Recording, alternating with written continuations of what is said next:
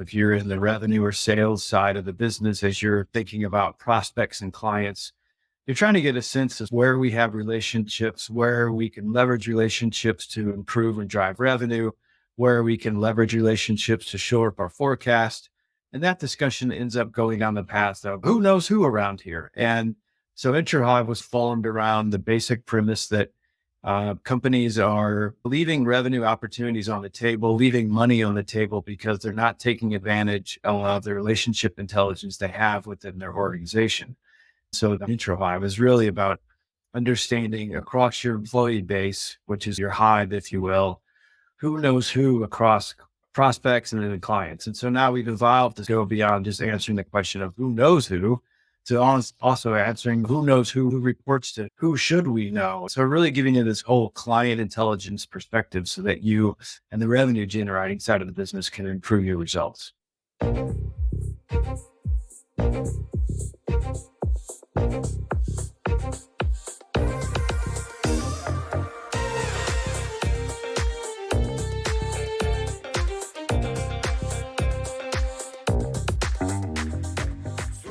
Welcome to Super Entrepreneurs Podcast. Today we have with us Lee Blakemore.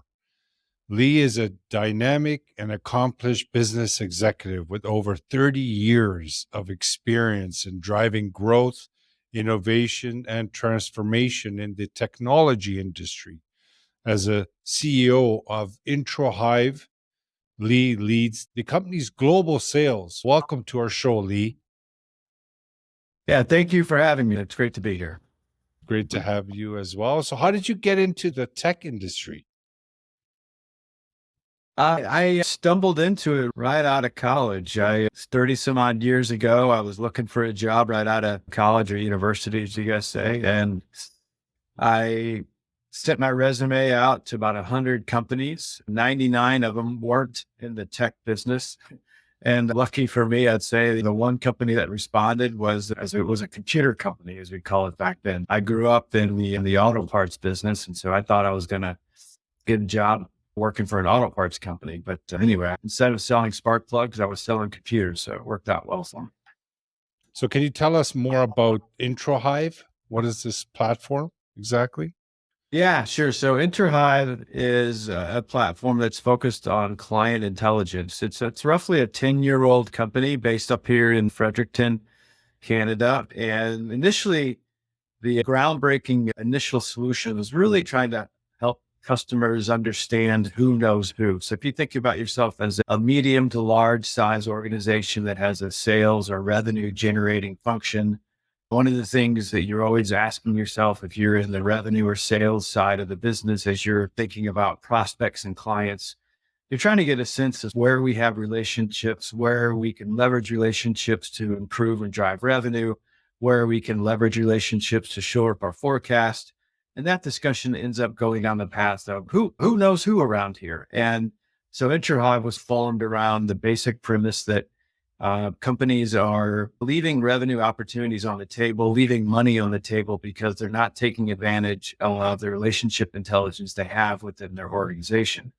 And so the hive and Introhive is really about understanding across your employee base, which is your hive, if you will, who knows who across prospective prospects and then clients. And so now we've evolved to go beyond just answering the question of who knows who to also answering who knows who reports to who should we know. And so really giving you this whole client intelligence perspective so that you and the revenue generating side of the business can improve your results. And how is the intelligence gathered? Is it by human input or is it some sort of artificial intelligence? This is where what the clever thing is. We're actually using client data. So we actually work with your email system. And so we gather all the activity of your employees as they communicate with customers and prospects and have meetings with customers and prospects. Yeah. Basically, we create a hive for a company, which is a combination of your employee roster, if you will, and then all of the email activity that your employees have and all of the calendar activity that your employees have with your clients and your prospects. And we put that together for you. And then we do two things. One is we can put this back into your CRM system so that all of the insights that you're trying to pull out of your CRM system are actually much more accurate and complete because now you have data. Because we all know that getting people to enter in data into CRM systems can be a challenge. And additionally, we actually have a pretty cool set of dashboards and other sort of analytical tools that you can use on your independent of your CRM. But it's really about taking your data, which is locked inside of your email system and in your calendars and those type of systems, and really bringing that to the surface to basically give you those insights about what's going on between your employees and your customers and prospective customers. And that can help with even upselling, right? For sure. Yeah. It's amazing how much data we have about the interaction between our companies and our clients. On the one hand, we have all this data that's locked and trapped in our email systems and in our calendar invites, et cetera. And yet when you go to the CRM and you look, usually most companies have the bare minimum amount of information. So if you say, hey, let's go into the CRM and let's understand who knows who between my company and this client, there's usually not any information in there. All that information is stuck or locked inside of your email system. So we basically unlock that for you as a client. That's amazing. So, what industry do you find your tool to be most beneficial in? Is there a specific industry? Yeah, right now, and historically, we've focused on three sort of verticals or industries, which is basically large services industries, such as the legal industry. So we have, I won't go into all the details, but we have quite a few large global law firms and basically large services firms that sell to large firms. So large law firms, consulting firms, accounting firms, financial services. Think of large organizations that also then sell to large organizations where all of this relationship intelligence is both very helpful and frankly, it's hard to collect, right? Because the folks in Yes. those companies tend to not want to spend a bunch of time updating their CRM system. Mm. As we pivot to our other value prop, which is basically feeding your CRM system with your own data, that is really any sales organization that has more than 100 set sellers and a CRM system. If you go talk to those folks, they will tell you that one of their biggest challenges is getting their CRM data complete and getting it maintained. And we actually can do that for the clients with their own data. So we really have two value plays, if you will.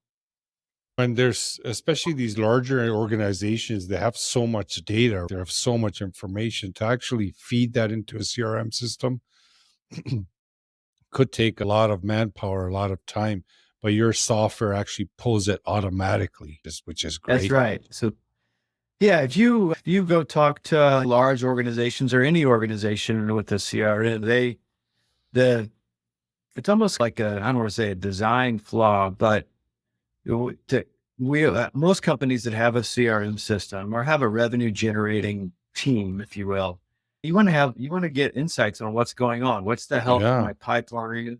What's the health Mm. of what's the health of my pipeline and where do I have risk in my forecast? And where can I accelerate revenue, which would be places where do I have great relationships, but we're not capitalized on those where the revenue is low. Yeah. And those Excellent. sort of insights, you want to get those out of your CRM system often.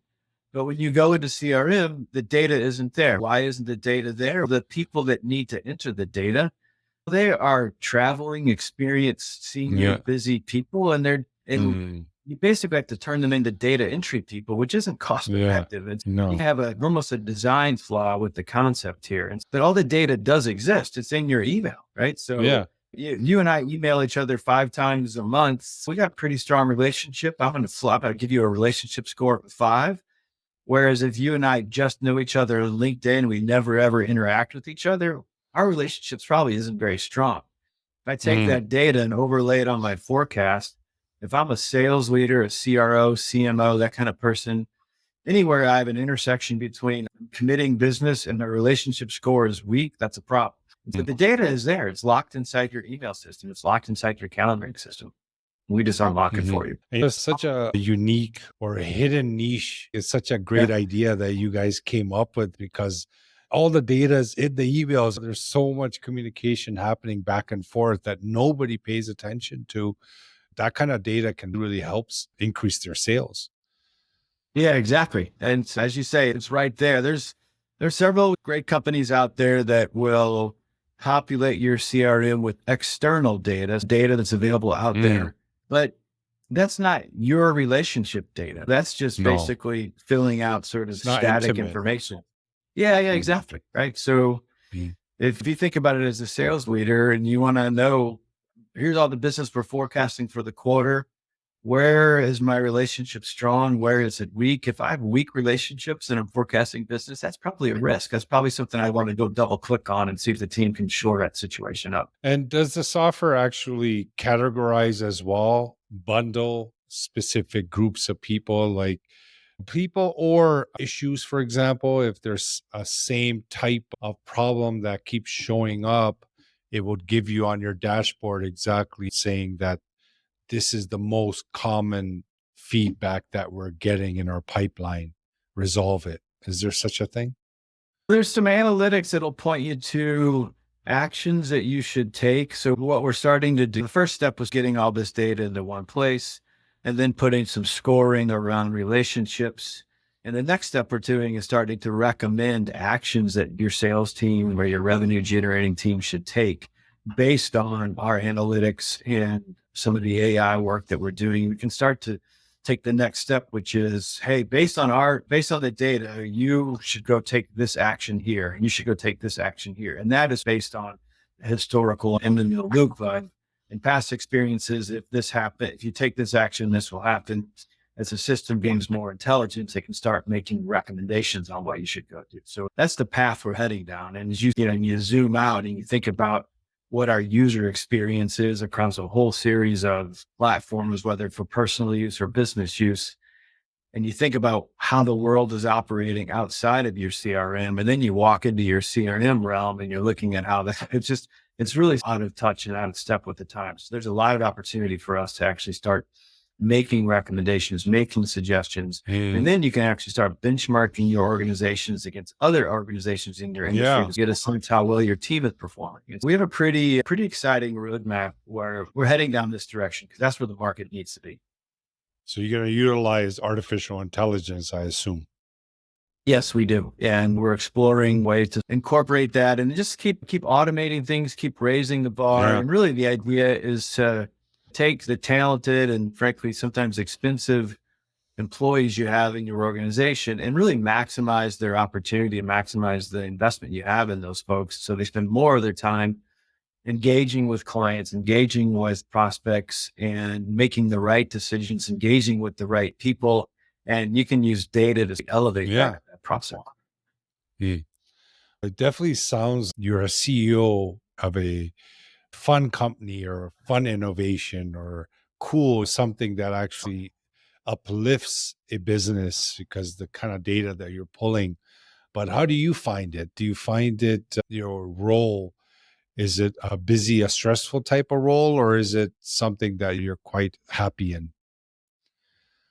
Yeah, it's a super fun place to be because first, any company you go talk to about their CRM, one of their top three things they're going to say is that the CRM data is a challenge for me. And we've seen Yeah. organizations use a carrot and a stick to try to Yeah. address that. Yeah. So it's pretty cool to be in a place where I can go Solution walk into, provider. yeah, yeah, you can just walk into Yeah. anybody and say, Yeah. one of your top five issues, I got a solution for it. And it's Yeah. not and we've been in business for 10 years. We have hundreds of clients, big Fortune 500 global brand name. So it's a Good. proven thing. So that is Good. a pretty fun situation. Now, we're a global company. So we have employees scattered in multiple countries, multiple time zones. We got clients all over the place. We're fastly growing company. So that keeps me on my toes. So that's the challenging part. And we have so many great employees and we're continue to bring in a lot of younger employees. And so I really get a lot out of taking the experience that I've amassed over the last 30 years, both good experiences and bad, if you will, Mm. and really try to mentor and help the folks that are a little younger, see if I can pass some things on. So that's a fun part about what I'm doing as well. Yeah, definitely. But see, you're part of a really good company when you have such a broad or a big part of a solution for a company. And it just feels good when you walk in and you're that shining star to help bring more business into their door or make their organization more efficient. Yeah, exactly. Yeah, it's a good place to be. No, we have our work cut out for us, and Yeah. nobody's perfect, but Yeah. it's a great place to be. It certainly is. Yeah. So are you able to share, Lee? It's okay if you don't, but how are your annual revenues? Are you guys hitting some serious numbers probably? Yeah, we're a fast growth company, so our revenue's growing quite a bit on a regular basis. We don't release a lot of the details about that, but I'm more than happy to answer questions for people when they have them. But we're a startup company, if you will. Like I said, we've been in business for about 10 years. And so we've seen a pretty nice trajectory of growth. And really, as a company, we're entering the next phase, which is maturing some of our processes, maturing some of the leadership positions. Because as you grow through stages, if you will. So we're entering the next stage as we scale up. And the challenge and the opportunity for me is, how do we take the company to the next level of growth and develop the team along with it, so that we continue to grow with the team we have? And so that, for me, is really what's fun and exciting, because I've been That's through this cool. sort of situation a few times, and I've managed very large global organizations in the past.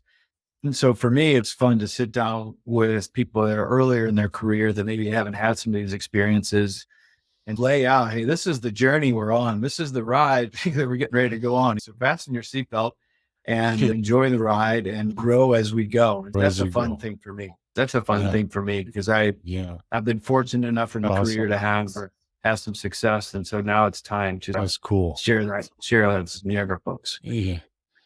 There's something about that when you give back, it just feels really good, especially when you have that kind of experience. You've been doing this for over 30 years. Can you share a specific challenge that you had to deal with in your career, one that just stands out, and then how you overcame it? How did you handle it or fix it? Oh yeah, I've had lots of challenges. Anybody that, and I've had good years and bad years, and I've made loads of mistakes. One thing, the first time I was a people manager, I think I was 27, and I had to manage. I was a salesperson. I got promoted into being a manager, and I had to manage 10 people, and they were all older than me, and I was horrible at it. And that was not a good. It was not a good experience, but it was a great learning experience. And so I reflect back on that situation a lot, and really look at how I handled different situations and what happened as I worked my way through that, and really try to learn. And so what I would say is that every challenge that I've faced, in some cases I've executed really well and it's a great outcome. Other times, frankly, I did a face plant and failed. But each of them provides a learning opportunity. And That's what it. I see, frankly, is there's not a lot of new challenges in business. If you just close your eyes and rattle off 15, 20 challenges, most companies have it Related. What there's a lot of new ways to handle challenges, and there's a plethora of situations to sort of work your way through the best outcome. And so for me, I just try to continue to learn from my mistakes and learn from my successes, and then also continue to learn and peer. I think one of the things people forget when you get to a certain age is you get a sense, I've been doing this for 30 years, and so therefore I know everything. And let me tell you how it's done. The reality is you're still learning, and there's far more that I don't know than I do. So I try to learn from everybody, including folks that are much younger. I've learned so much from some of the younger people on the team around a whole series of topics. It's really informs me as a leader. For me, I think the key is just to continue to learn. Good. That's excellent. Keeps you enthusiastic as well for your day-to-day work. Yeah, exactly. Yeah. What can I learn today? Yeah, exactly. How do you encourage, or do you have some sort of thought process around creativity in your organization? And how do you encourage the teams to also think outside the box? It's about creating a space. You got to create the right space and environment. And I think you do that through empowering people and then creating a safe place where you can fail. The reality is that in the tech space, we always talk about the technology, the product, and that's fine. But it's a people business. And because people are the center of it. And if you look at companies that succeed or fail or have different success, oftentimes the common factor across companies that are successful, it's the people there. It's the culture, it's the attitude, it's the way the company operated. And even sometimes they may not have the best product. Oftentimes, if you look at two companies that are competing in the space, and if you were to assess purely based on the technology, you may rate one company higher than the other, but the other company is more successful because they have a better team and a better culture. And for me, I'm very focused on the people and the culture and the environment. And so what you do is you enable people to take control and do what they think they need to do to be successful. My job isn't to tell them what to do. My job is to create an opportunity for them to be successful, enable them to be successful, and work my tail off to do everything I can to create that environment and unblock things for them. They need to know that it's okay to fail. It's okay to make mistakes. I have all the patience in the world for folks that we're trying different things and getting creative and innovative. And sometimes that doesn't work out the way you'd like. And that's okay. That happens. I think it's a combination of empowering people, creating a safe space. But also, then you have to be accountable. There is a level of accountability that comes with it. So it's really getting that combination right. But I find if you focus on the people and the culture, the product and the results will take care of itself. Yeah. Culture is super important in people. That's amazing, Lee. Thank you so much for sharing that. Can you share what you feel your innermost superpower is that got you to this point in your life? I hope my wife's not listening because she would be chuckling at me. I think I have a pretty good ability to look at a complex situation and try to simplify it so that we can align people around it. Good one for a CEO, right? Yeah, that guy, I suppose so. So I think looking at a complex situation and then trying to think about, I'm forever playing scenarios in my mind of, okay, what's going on, and try to understand and really get to the root of what's going on, not just a superficial thing. And then start to play out, if we did this, then this will that'll be that. Back our way up and try another. And so I think that's, I don't know, superpower sounds a bit over the top, but I say definitely that's a skill that I have. Yeah, no problem. It's just the inner feeling of something that triggered the growth that you experience. There is a drive that every human being has that moves them in that direction. So I appreciate all the information that you shared today, Lee. It was great speaking to you. I wish your company all the growth and success. And I'm sure you're helping a lot of companies with what you got here. And especially when you start incorporating artificial intelligence, oh man, I just can't even imagine where you guys are going to go with this kind of data. This could be pretty amazing for organizations. Yeah, thank you. It's certainly an exciting time to be at Introhive, and I tell the folks, put on your seatbelt. We're getting ready to take off here. So it's pretty exciting. Yeah. Great. Thank you, Lee. Audience, thanks again for joining us for another episode. Lee's information will be in the show notes.